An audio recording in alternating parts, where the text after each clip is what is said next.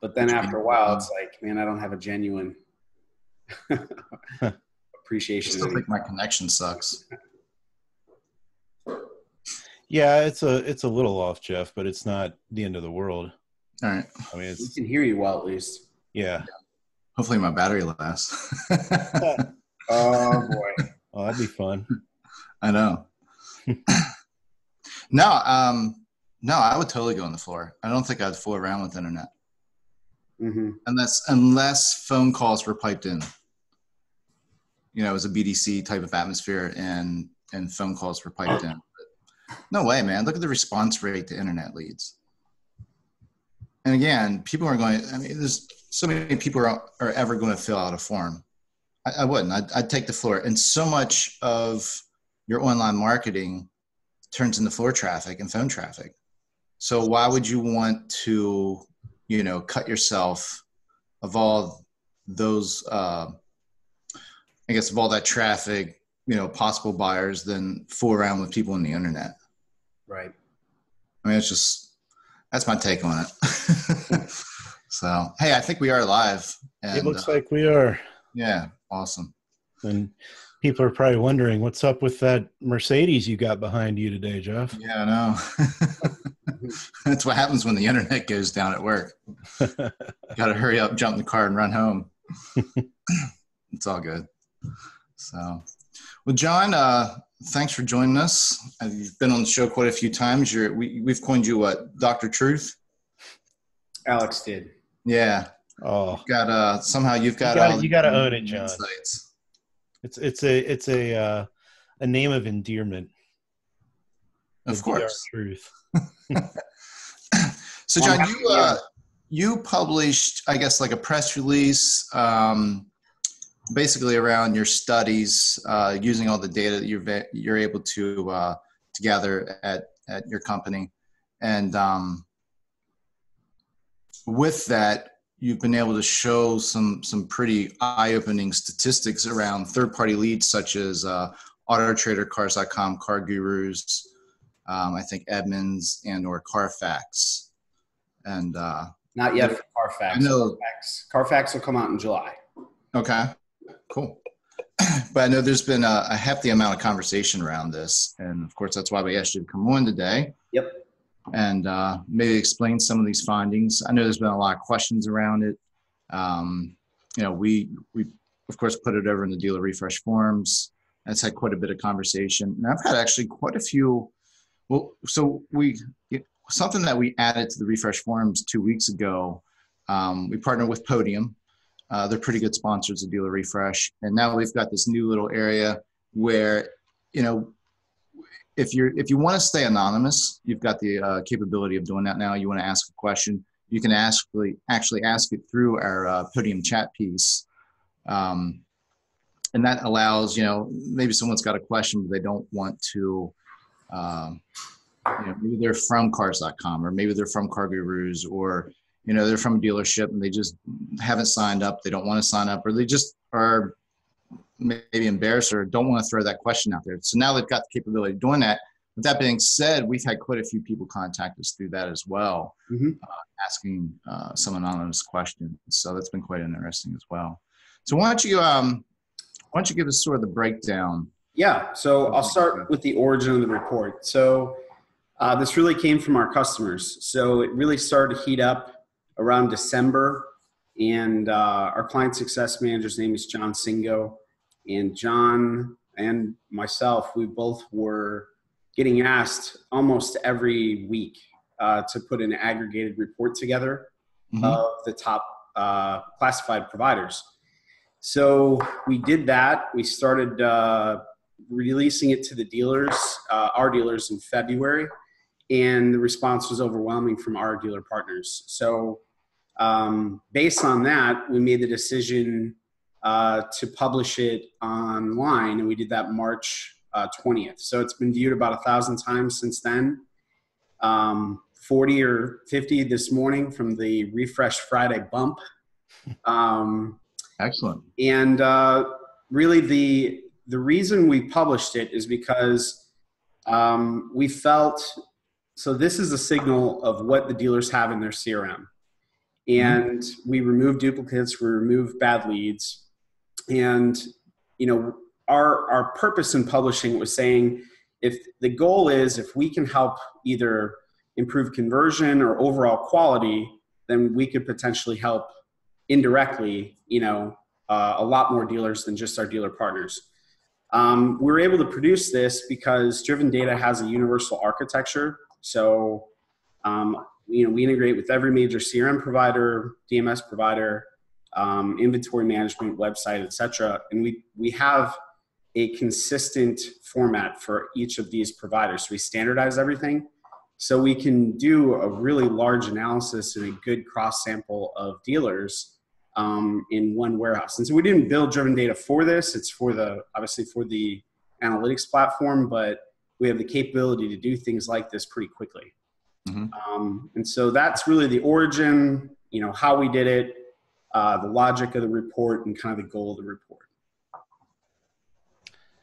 So we were talking before the show about leads, and obviously what we sent out, if anyone's watching today and saw how we build today's show and email and on Facebook earlier, we were talking about how leads are the devil. And it was interesting when we were talking to John about some of the findings he had and what leads, the pursuit of leads, are doing to classified sites. We started to chat about how this breaks out into some bigger areas than just classified sites. And before we jump into that, let me paint the picture a little more. We had a little write-up we did yesterday. So we were saying in the 90s, we used to get some amazing leads. Right? They could bring all the money. In you mean 2000s, the one fax machine? Yep, fax machines, but also when you're working web control and CarPoint stuff in 98, 99, that time frame. And then in the 2000s is first generation of buyers using the internet. Yep, that's right. Yep, the first round, the early adopters. There weren't too many of them. And then in the 2000s, as websites start to get more common, people start to submit more leads. And there were a few of us who were actually making some damn good money off of those leads. And the PVR on sales from internet leads was actually higher than the floor for some of us. And then in the 2010s, you know, the customer at this point was in their third, fourth, maybe even fifth buying cycle since leads have kind of become common. And the classified sites and lead providers have all sort of perfected how to pull as many willing to drop a lead consumers into the lead pool as possible. Trickery. A little trickery, maybe. Yeah. Good calls to action is, I think, the proper way of calling. Yeah. I would call it lead squeezing. Lead squeezing. Yep. So then we get to today. So we've squeezed so much, trying to get so many leads out of people who will submit a lead, that the leads of today seem to be of much less quality than they have been. And basically, how do we write this down? Yeah, so it's like we got hooked on these leads. And it was like there was one good lead dealer, and now all the lead dealers are whacking the leads with baking soda. Now the dealers have lead fatigue, or as John likes to call it, lead apathy. So dealers have become a bunch of lead addicts, and the lead providers are just trying to make a dying dollar on a less pure product. I saw this coming. I really did. I mean, dealerships constantly, if you could do one thing, we just need more leads. Send us more leads. We need more leads. Leads. It's like, God. This is going to bite us in the ass eventually. Well, there's definitely been a race to improve lead count to show the signal to dealers that they're adding value, right? And so I think that shifted the Overton window of what's acceptable for dealerships away from quality to quantity. And we feel the data says this needs to be shifted back.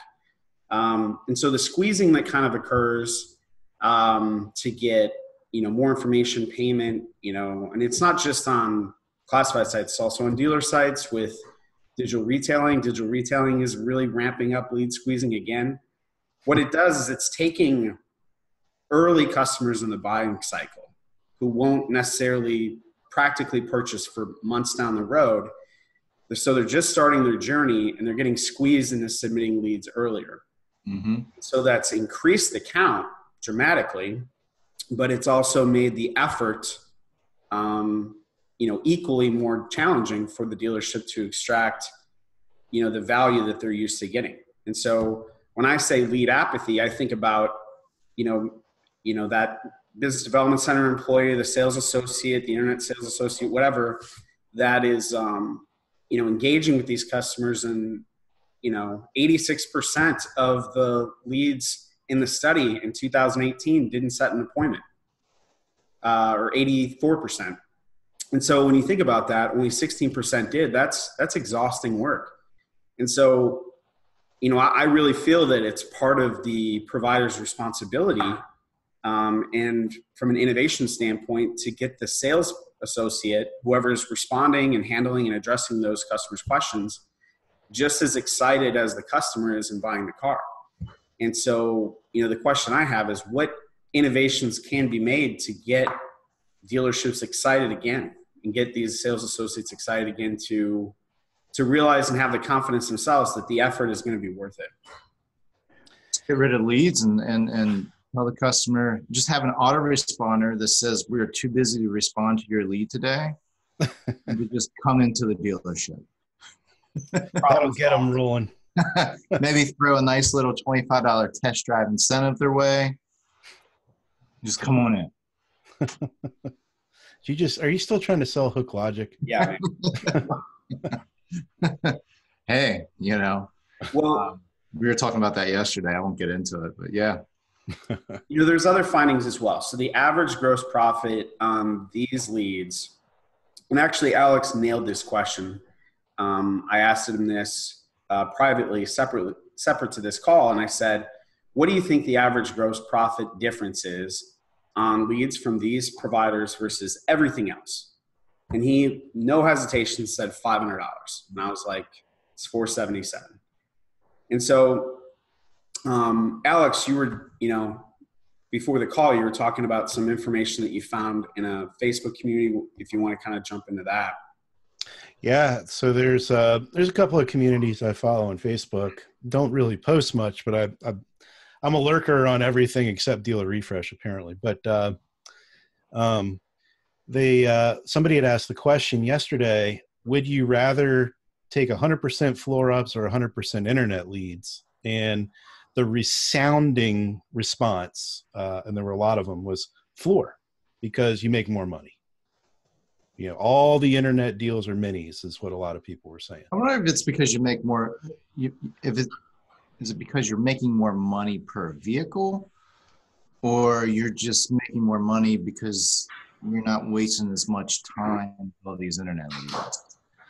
Well, I know. If that question was proposed to me, give me the floor. I'd rather. Jeff, do you recall the first time you and I ever talked? Oh yeah, absolutely. Word for word, everything we talked about. But we definitely had a conversation about the difference in PVR between our floor and the internet leads and departments we were managing. Mm-hmm. And both of us were making higher grosses on the internet deals that were coming in. And that wasn't the case at every dealership. Oh. So, maybe I would bet anything that there are still some outliers out there that they've got a really kick-ass lead process and very dynamic personality or whatever it is that's handling them and is able to. Oh yeah, for sure. There's some outliers. Hold some gross, but yeah, we're talking about 370,000 leads over 15 months. So this is, I think, a significant enough sample size to extract that there's a really big opportunity to improve the quality overall. And I also want to be clear that this isn't the only signal to measure classified sites, and that's not what we're trying to do. the Dealer Inspire did a study, the Roxanne Pixel study showing that there's a 4-to-1 ratio of website crossover to leads. So for every 1 lead a customer submits, there's 4 customers that are on both sites. And we know when we looked at this that lead submissions on a dealership site have $334 more gross profit on average than from a classified site. The closing rates are also about 4% higher. So there's other value that's harder for them to measure, and I do empathize with that. I still think, though, that the lead count has still dramatically gone up. And when we think about the law of diminishing returns, we know there's a correlation between the number of leads a dealership gets and how many cars they sell. But at a certain point, that really tapers off.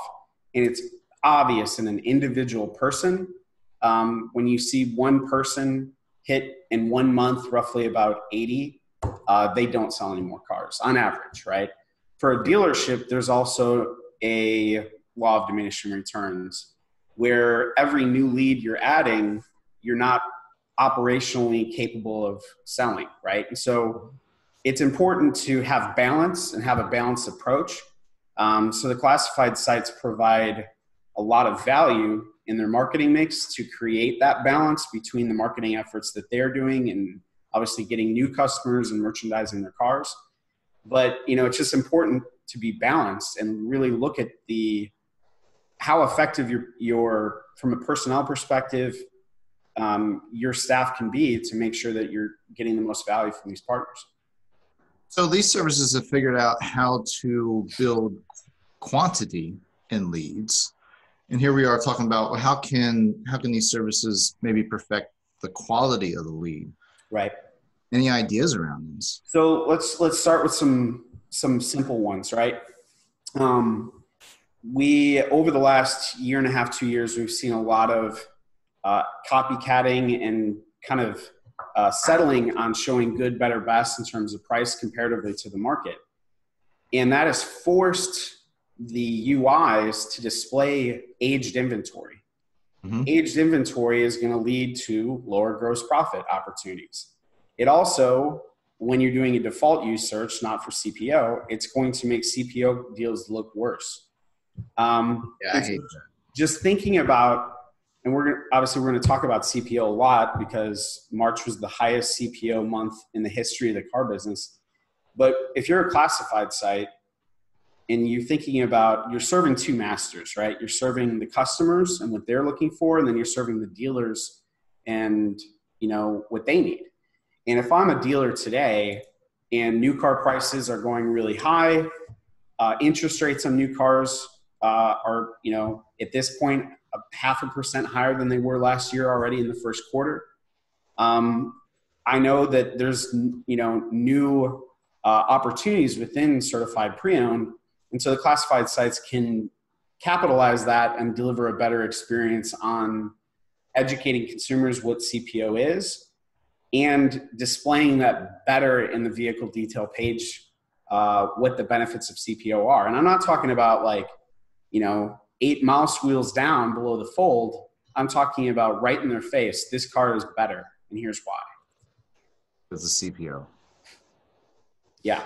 Well, and a lot of your listing sites, they've got the good, better, best pricing. And it's always frustrated me that, at least as far as I know, none of them take the CPO into account. So, a CPO car is probably worth on average more versus a non-CPO car. Yeah, so there's some stats on CPO. So from a dealer's perspective, there's 3 primary benefits CPO. So front end margin is 5.7% versus 4.9 for non-CPO. Back end is 4.7 versus 4.4. And then the days to sell is 43 days versus 67 days. So that's JD Power. They just did that for 2018 third quarter. That's a huge swing on days on lot. And so you make more money on the front, you make more money in the back, and you do it faster. And 22% of used car sales that are from a franchise dealer are CPO right now. And it looks like that's going to get higher this year. And so this is an opportunity for classified sites to provide, more gross profit opportunity for the dealer and give a better product to the consumer, so they can serve both of their customers, right, with a better vehicle, and help dealers kind of get quality back on the plate. By highlighting the fact that this vehicle is CPO. Yeah, and when I'm talking about highlighting that it's CPO, I'm not just saying having a little logo saying it's CPO. What does that mean to me? Because if I'm a customer, and we're all in the car business, we know what these programs are.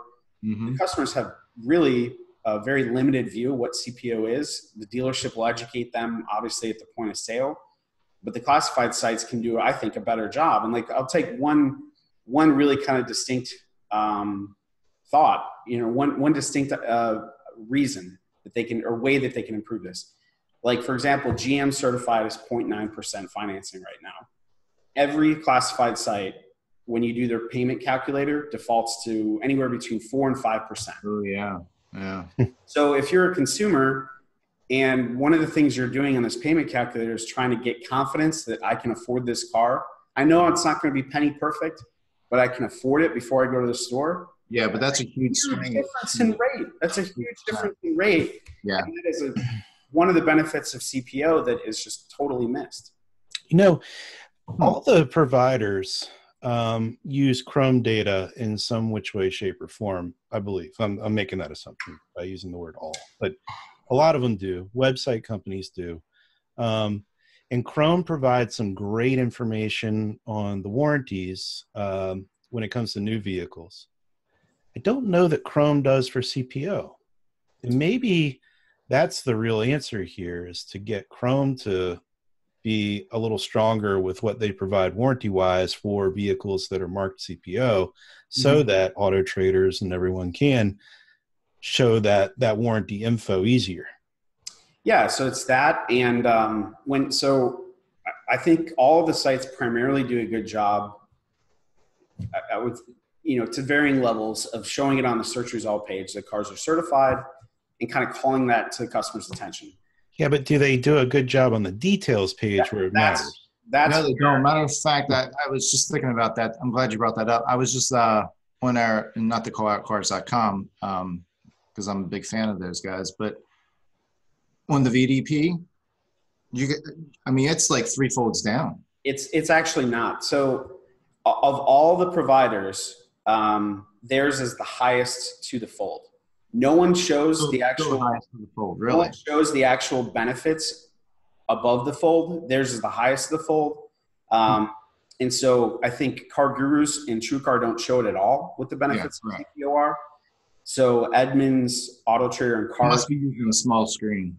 Yeah, so I would say you have to scroll down a little bit for Auto Trader and Edmunds, and for Cars, it's kind of just under it. But yeah, I think that should be up top. That should be above the fold. They're competing with a lot of there's a lot of real estate up there that has to be, like, the pictures of the car, the details of the car. So it's hard to kind of make a decision which limb you want to cut off, right? And that's kind of, from a product team, that's hard to kind of. I empathize again with that, like, where is it on the list? But I think it should be higher. Where else could they put it? Would it be okay for them to insert an image in line?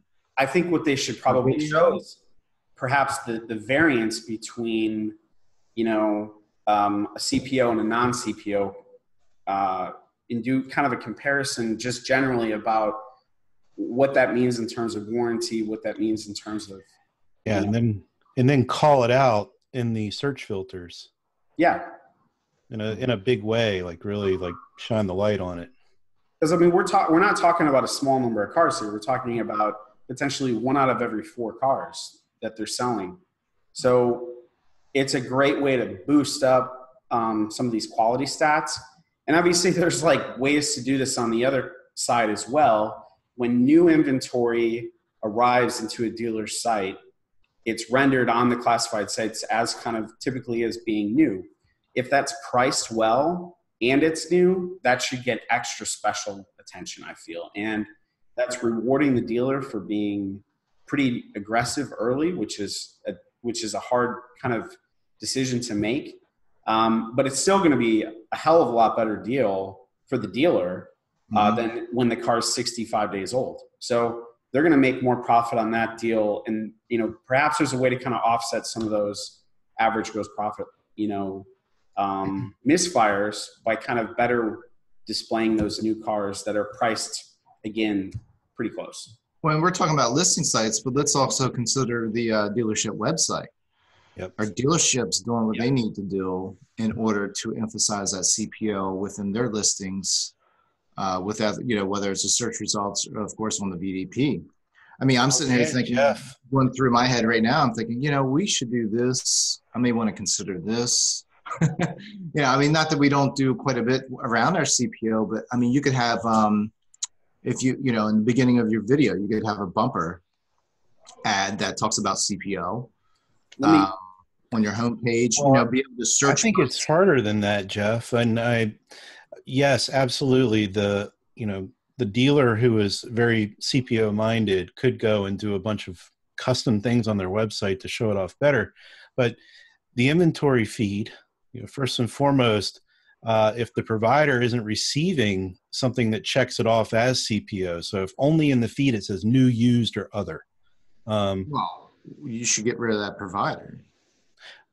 Yeah. What if it's the, you're using an integration with CDK or Reynolds, or you're pulling inventory from HomeNet? I use HomeNet. There's a way to signify CPO on your side, but they don't always send that information over to the other providers. But they could. Oh, sure. Yeah. You gotta work with them. Yeah. It's a matter of caring enough about it. Yeah. Because really, introspectively, I'm just trying to say that I think that it's less about the dealer here, and I think it's more about the technology providers on this issue. Well, I think it's probably a 50-50. Yeah. About 50-50. I'm just thinking that through. Well, let me give you I can show you some inventory feed of your own. I can only imagine. Let me give you I don't deal with those things, man. Our inventory feed's clean and precise. Yours is. Cars.com has, what's their new tool? Matter of fact, they're going to be on with this next week. Autocorrecting. Yeah, autocorrect. And autocorrected, I think. Yeah, and someone from over there, actually it was Ryan, had reached out to me, and we ran our inventory through it, and we had like a 6% of our inventory didn't have something correct. Yeah, so our inventory is pretty pristine. I mean, we have smaller amount of inventory, so that makes it a little bit easier. But so I typically don't have to deal with those issues. I'm in HomeNet all the time. Let me give you a different perspective on vehicle information, though, right? So CPO generally means the car was reconned, to a specific standard that gives the customer trust, right? How many dealerships' websites show very clearly, without having to read in the description, that the tires were replaced, that the brakes were replaced, really kind of confidence-inspiring assets. Very clear, right? I'm talking about in the picture of the car. And so we recognize this as a problem because we standardize opcodes. We use language detection to take a description and opcode and standardize what the category of work was. We use this in the analytics layer. And I've always kind of thought, man, why not show that on the dealer's website? Take that feed, show that in the website, and take advantage of the work that you've done. I was working with a company quite a few years ago, and we were one of the first dealerships that allowed them to download to the DMS to pull reconditioning.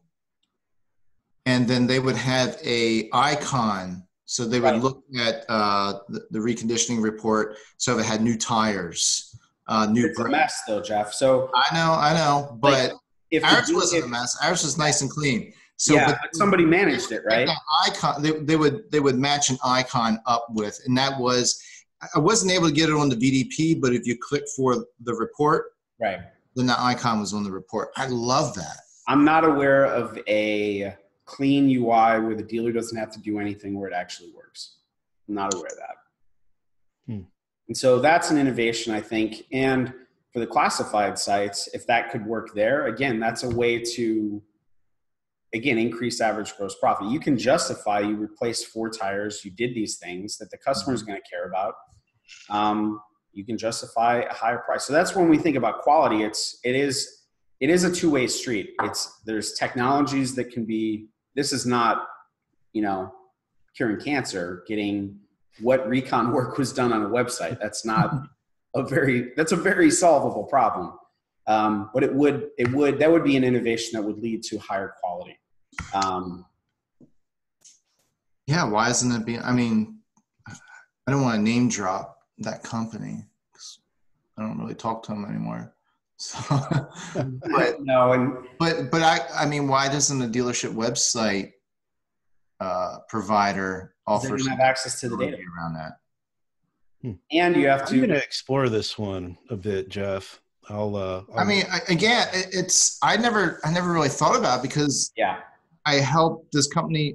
I didn't help them build it, but I partnered with them to hey, we were the first dealership to down into the DMS, pull that information, and be able to highlight that. Unfortunately, we didn't get it over to the VDP, but it was still in that report. So I will make this that report was easily accessible from the VDP. Right. I will make this promise. We have the data. We already know what recon work was done. It's already standardized. Dealer doesn't have to do anything. We'll work with any website provider to give them a feed of that information so that they can render it right in the site. And we won't even charge warranty. We won't even charge for it, because if the website provider is providing that visual, clear reference for the consumer that those recon items were done, then the dealership's going to dramatically benefit. And that's a huge differentiator. And there's a couple tools where you can click on a PDF and see the recon, see the article. That to me is not how a customer that's currently how we showcase it now. You click on our AIP, and from there it will show. Actually takes a copy of the repair or the maintenance form, reconditioning form, right out of the DMS. But you're right. You have to rely on someone actually reading it. It's not a visual signal. So I want to kind of shift the conversation back to where the classified sites are earning their customers right now, where they're getting traffic from. And a lot of what's changed is partnership with other media organizations, affiliate partner programs where they're kind of bringing in more opportunities, a dramatic increase in paid search. The classified sites are spending more on paid search now. And, one in particular spending more than probably the most, the aggregate of the others. Well, that's probably because their SEO dropped. And so now what's happening, it's created a number of problems. One, in the last 2-3 years, dealerships' cost per click has gone up 60%. That's in part driven by the classified sites competing with them on the same keyword set and the same markets. So if you kind of do the math, it ends up being about $800 per dealer per month in paid search spend from the classified providers, which is crazy. Wow. And then obviously tier 2 is competing in the same space. But back to kind of the classified sites, they're attracting this paid traffic to their sites that get squeezed, submit a lead.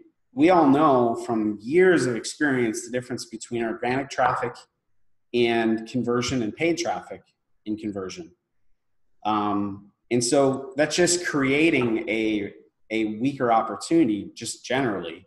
And so, my perspective on this from the data is that, they have all of this rich information of the customer going through their sites and the experience that they're generating for that customer and how deep the customer gets into their search results, or does, faceted searches, filtered searches.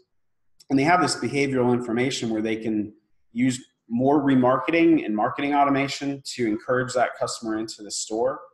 And I'm just saying perhaps there's a way to shift a little bit of that focus from paid traffic to the site to, remarketing the existing traffic to encourage that traffic to go further down the funnel. And so there's a balancing act between the two. But if we're only focused on lead count, then we're going to miss on the second side of the equation. Makes sense. The whole how everyone's competing against everyone on paid search is sickening.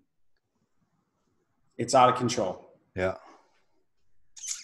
Well, what would you recommend the dealership do about that? Would you cut that budget and maybe put it towards something else, maybe some social? Yeah, I wasn't prepared to go over this today. I mean, we figured out how to do a direct integration of first parties data into Google Customer Match, which allows dealers to target their database in paid search campaigns, which is pretty crazy. It's a lot to wrap your head around. We finished that in February, and we've been testing it pretty quietly since then. But one of the problems, for example, is when a dealership, especially if they have a geo name like Chicago Toyota, right? Mm-hmm. If you have a geo name, you have to buy your own name, right?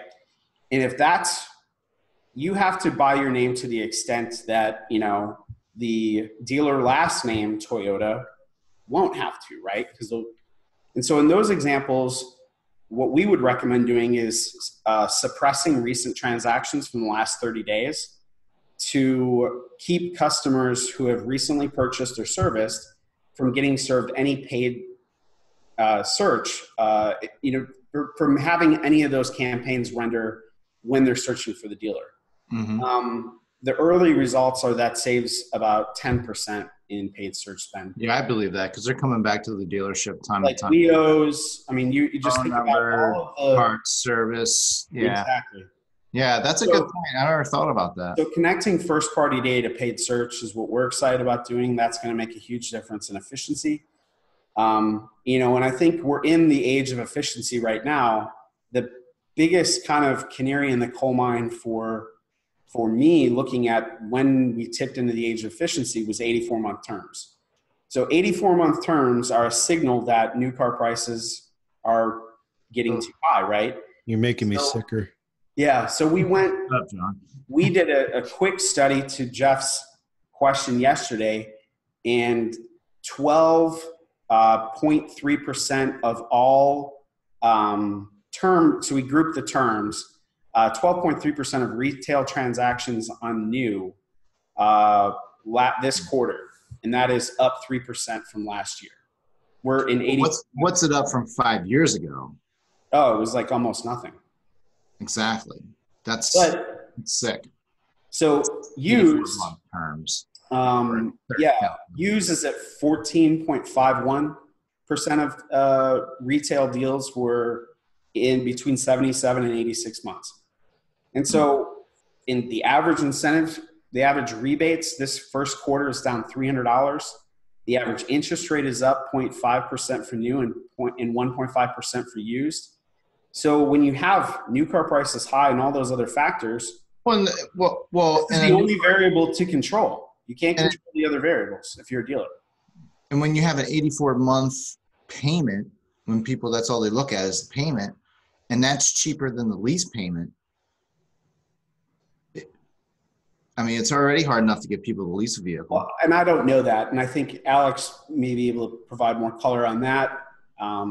Yeah, in our tool, we're looking at loans and leases side by side, and in many of the brands, the 84-month payment is significantly lower than the 36-month lease. Mm-hmm. Well, and then what do you leasing, think the average consumer is going to do? Take the cheap payment. I mean, people don't think about the future. Yeah. And from the dealer's perspective, I mean, I know there's a lot of bad reasons or a lot of negative consequences of 84 months, but from the dealer's perspective, back-end gross profit, 67 to 76 months versus 77 to 86, the average back-end profit between new and used, it's $500 more. Unless you're getting flats. But flats, so obviously banks have instituted flats progressively over the last 36 months, and they did that because they saw 84-month terms coming.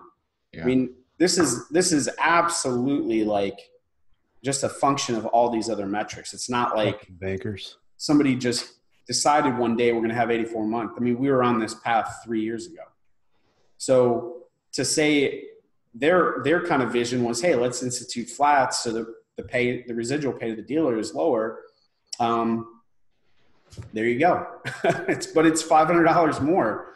And so that's going to, no matter what, I mean, dealers don't have a choice. They're going to have to do 84-month terms. I think 84-month financing is like terrorism. Financial terrorism is what you call it. I mean, when you, like, we had Jim Ziegler on many months ago, and it was one of my favorite things that he covered was the how long a customer is out of the market when you put them in an 84-month loan. Mm-hmm. And the longer you go, the longer they're out of the market, obviously, but it gets like, it's exponentially. So he was saying that, it's 60 months. Sometimes you can get them out 36 months in. Most of the time you're getting them out, somewhere after the 3-year period. And you go out to 72, now you're getting them out like closer to the 5-year window. When you go 84, it's almost right up to the end because the depreciation and you get it. Right. What you're talking about is time to equity, right? So the number of months it takes for a customer to hit equity has never been higher than right now. So less customers earn equity than at any point since 2008.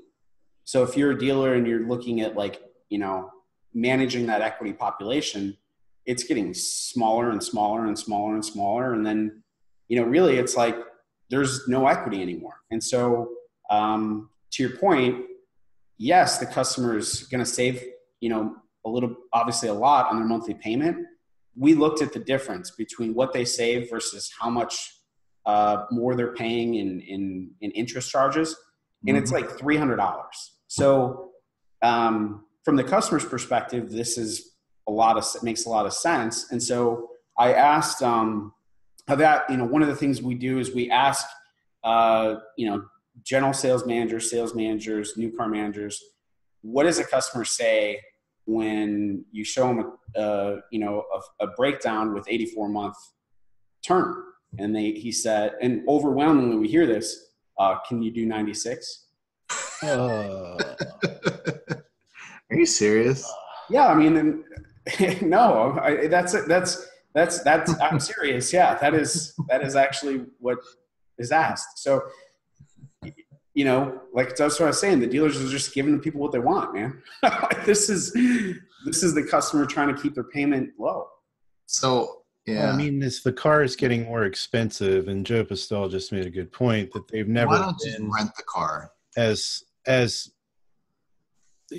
quality built as they are now. And yeah, good point. Lasting much longer. Just rent it. But the rent payment's more expensive. Right. And they're not going to keep it for 84 months.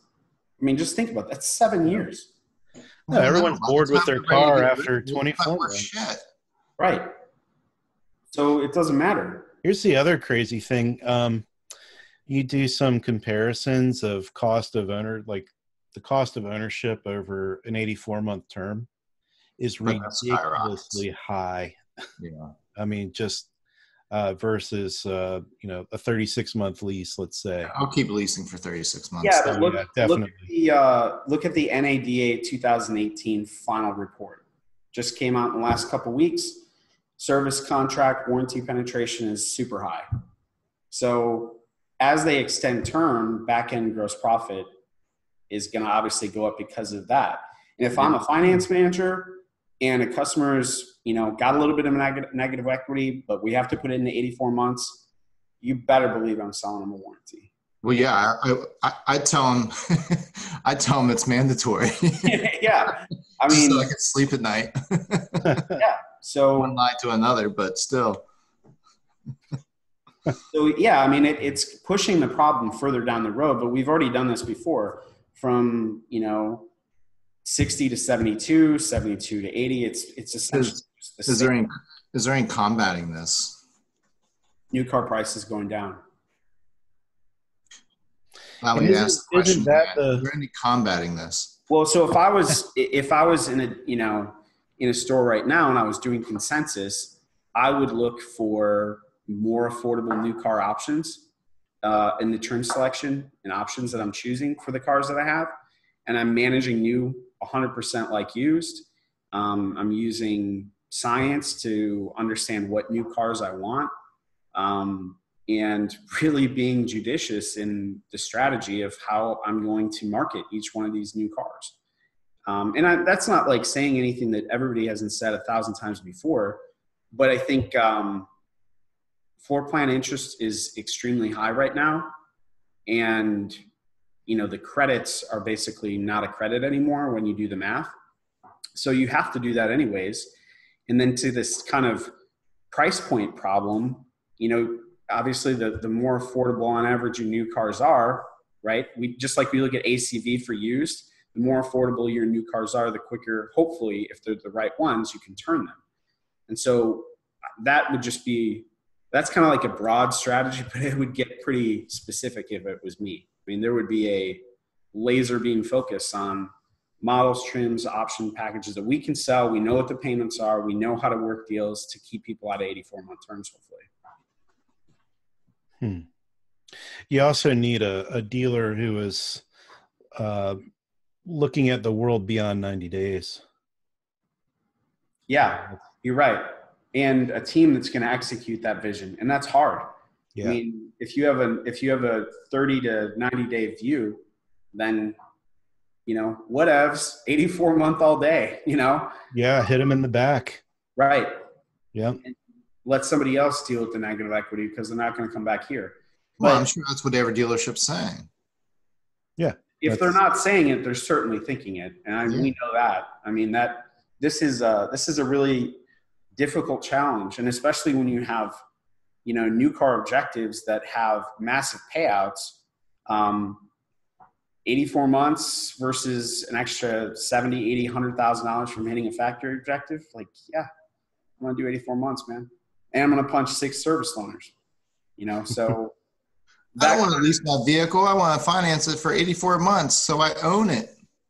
This sounds like a depressing call. Yeah, I know. Conversation. I'm really sorry if it went dark. In that car for 84 months. But it's just like, that's why I call it the age of efficiency. Like, we have to really innovate and get sharp and care. And those sound like things we should have always been doing, but we clearly, like, it's not our fault as dealers working in stores that new car prices are high. We didn't cause that. Right. But we have to deal. It's our problem. So how do you address that and make it through that cycle, you know? Well, and also knowing that consumers don't have brand loyalty. They don't have dealership loyalty. You know, you're there to make the buck. You do it. You do what you got to do that month. Well, so here we are.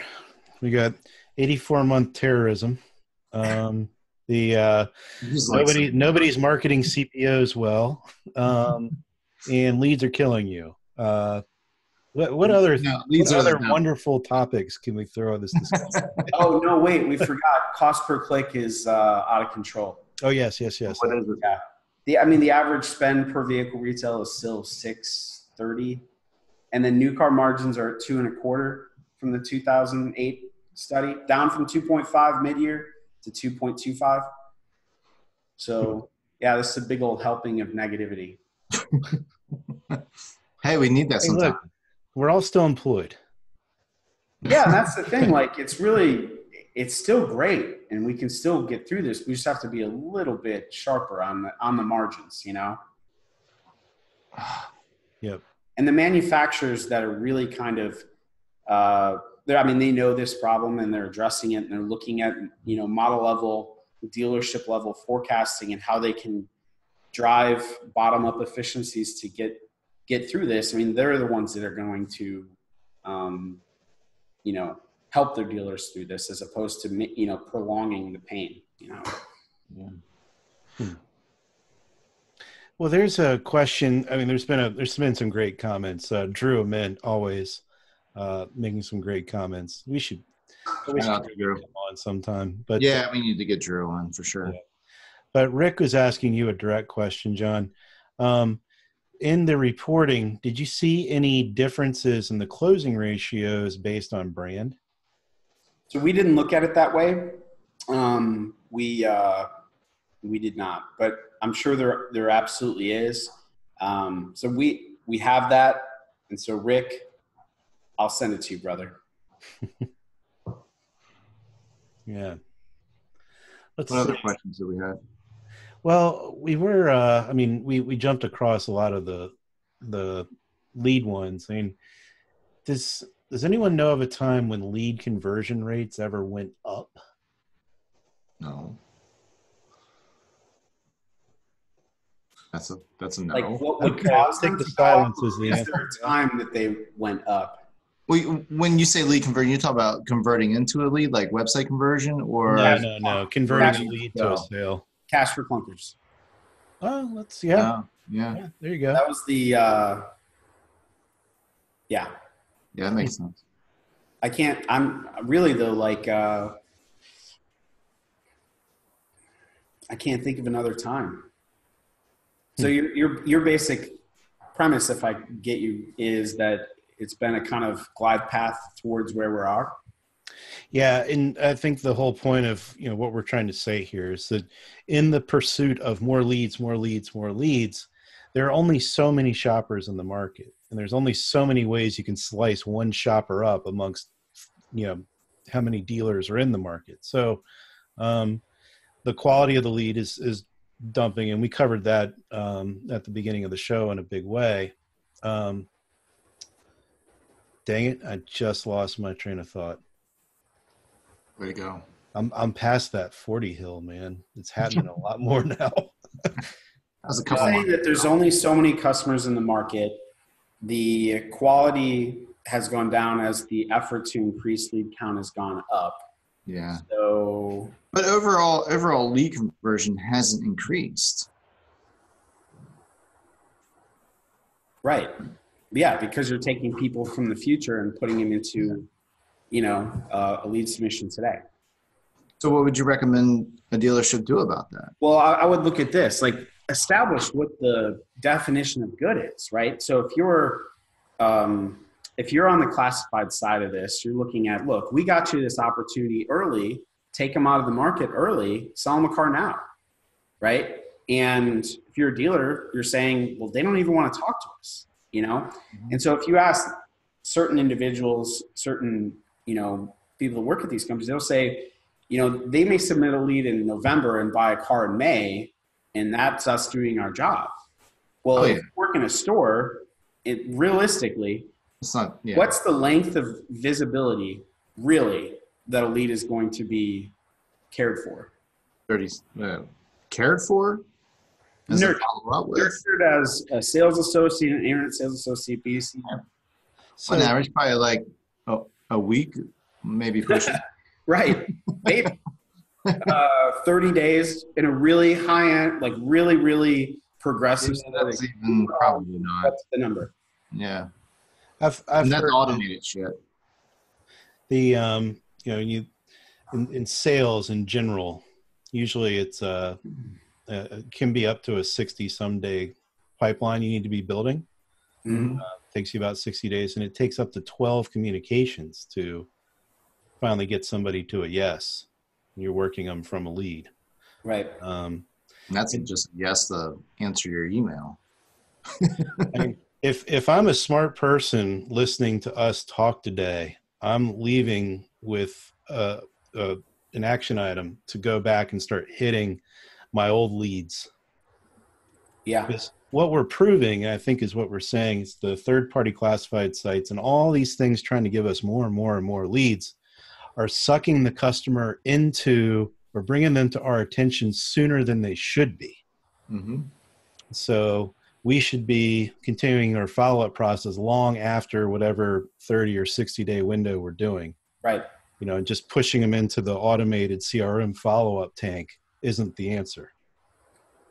Yeah, and in different industries, the sales cycle can be a year long. And the professionals that work in those industries, they understand the relationship management that has to occur. So I think to Alex's point, it's like, what are the best practices from that to kind of manage a portfolio a little bit differently than, Yeah, but if you're getting 80 leads a month after 6 or 7 months, yeah. you're not following up with those people, especially if you made absolutely zero contact with them. Yeah, but as a dealer, you should be remarketing those that first party data on Facebook. You should be remarketing that data on paid search and in YouTube, and you know what I mean. Like that There's is smart things you can do for sure. absolutely to reactivate and keep these people excited about your brand, because they're going to buy a car probably, you know, in that period, in that reasonable like 3, 4, 5 month window. So yeah, I mean, they're still going to cross shop.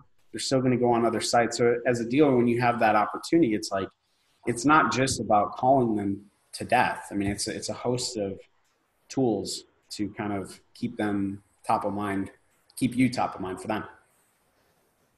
Mm-hmm. Yeah. I know. Yeah. Rick's got another question that is a little off topic from where we're at now, but in line with the overall conversation. Do you guys think it would be smarter to break up your inventory based on the performance data from the third-party providers? So like you would say, send my CPOs to cars.com, because I'm assuming he's asking that cars.com does a better job showing off CPOs versus sending the used $12,000 to $18,000 cars to car gurus, where those might perform better. That's a really interesting idea. And, you know, I think a lot of part of the justification of why, you know, our dealer partners wanted the report were probably to just understand like, hey, we're not going to have all 5. Who do we have? Right. And so I think as opposed to that, perhaps there's a different way of looking at it, which is who gets what. You know, that's I don't know how game they'll be for that, but that certainly is an interesting perspective. Saying, yeah, but why would you do that? Why not just send it all? Because what's the I don't know how much they do inventory level price variation anymore. But, oh, well, yeah, that's true. Yeah, if you're a large dealership, true.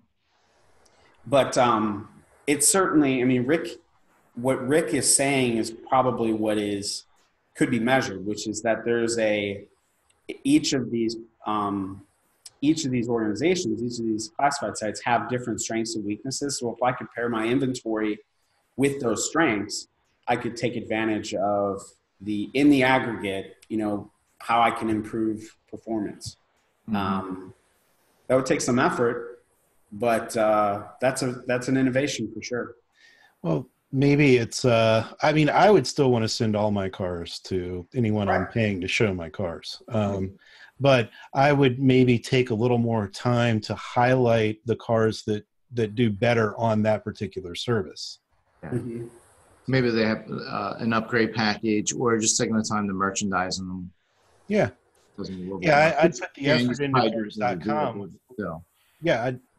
But at the end of the day, if I've got an extra 10 minutes to merchandise something, am I going to jump on, you know, a CPO car or a non-CPO car? Well, I'm going to do a CPO car. Yeah, that's always funny. One of the things that we love to do, right, kind of during onboarding or after, is, you know, we're not here to like consult or co-manage stores, but it's just a really quick exercise. We go to the search result page and we sort price to high to low on a screen share, and you'll see these cars look perfect, right? All, you know, ordered the right way, the same angle, everything. Then you do the opposite, ascending, and it's just like it's like missing teeth, right? You're just going through here, and it's just, you know, you could drop bomb after bomb after bomb, and it's like, even, you know, the group that I came from, we had a really, really complicated centralized reconditioning process with a turnstile and everything. This was years ago. And the team that took the pictures would cherry pick. They just chose cars that were nicer, and they would take more time and effort, and the ones that weren't, they just wouldn't do. And so, you know, there are what I think the point is that there are inherent biases that you can overcome to say, you know, it's not about this car compared to the rest. It's like giving this car the best chance. So there are some introspective messages here, I think, for sure. Always are. Yeah, you gotta give a shout out to everyone in the comments. And Dan Sayer had a good question that we didn't get to. We'll I think we can probably respond to him later. I can one-on-one with him later. But thanks everyone for all these great comments. There's been some good stuff in there. And John, when you get on Facebook later, I think you'll appreciate it. What a lot of takeaways today as well. Yeah. Yeah, we covered a lot of ground. For sure. Yeah. So CPOs are on the rise. Merchandise CPO like crazy. Yep. And know that those third-party site, your own dealership website. Well, and don't get upset at the internet leads that don't respond to you. Why not? They're not the assholes you're calling them. They're just, you're the one that calls them assholes. Of course. It's not the customer's fault. Respond to me. He's an asshole. But Alex's point is it's not the customer's fault they got squeezed, right? Yeah, for sure. Yeah, don't get lead apathy. Right. Lead fatigue. Yep. All right. Well, John, when are we going to have you on again? Probably soon, right? Yeah, I love coming on. Always a great conversation, and you guys make me do my homework. So we appreciate everything that you're doing and all the data. I know. I'm sure you probably get many a phone call every single day from different providers whenever you release this information. Definitely in the last couple of weeks. I think, generally I will say this before we close, is that they do really individually want to get the better. Everybody is, receptive to the quality message. That was really surprising to me. When we put it out, we put no opinions. This is the stats, just facts, just science. We're not going to slam one over the other. It's just, our hope in this process is to just provide the signal the dealers have and deal with to them so that they can make product innovations on their side as well, which I think there's, we've talked about a lot today. And I know that, in order for them to differentiate themselves from each other and to help dealers, they have to focus on quality every day, no matter what. Yep. No doubt. All right, man. Well, let's wrap this up. John, we definitely appreciate again, and we'll see you soon, and we'll see everybody back here next Friday. Yeah, with cars.com. That's All right. right. Bye.